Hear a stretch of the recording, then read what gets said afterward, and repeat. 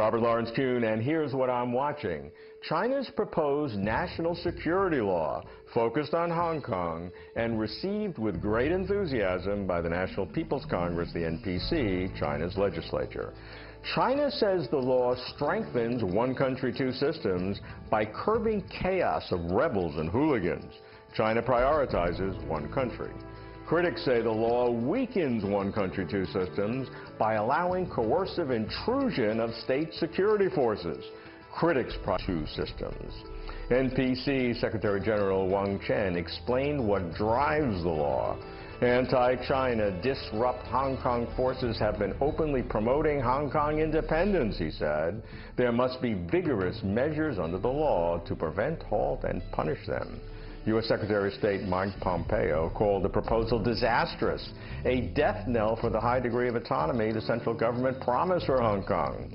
Chinese Vice Premier Han Zhen seemed to mediate, clarifying the limits of the law, assuring that it will target only a small group of people in order to stop violent anti-government protests, helping, not hurting, ordinary citizens.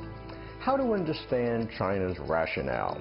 As context, the importance of this year, 2020, ushering in the moderately prosperous society, the first part of what President Xi Jinping calls the great rejuvenation of the Chinese nation. There are two pillars supporting this great rejuvenation. One is economic development, increasing the standards of living of the Chinese people, exemplified this year by the eradication of all extreme poverty, a remarkable accomplishment. The other pillar is national sovereignty as an essential element of national pride.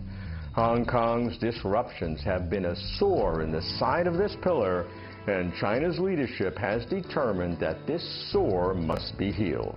The move has the overwhelming support of the Chinese people.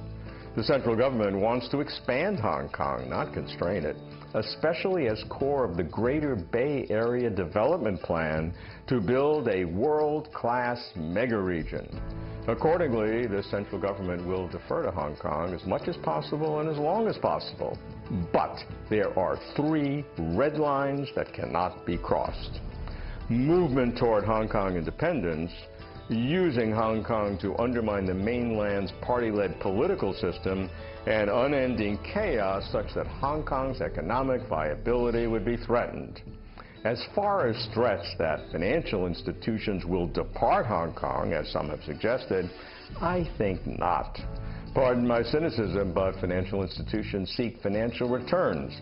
Financial markets abhor uncertainty, and this law reduces uncertainty by thwarting instability.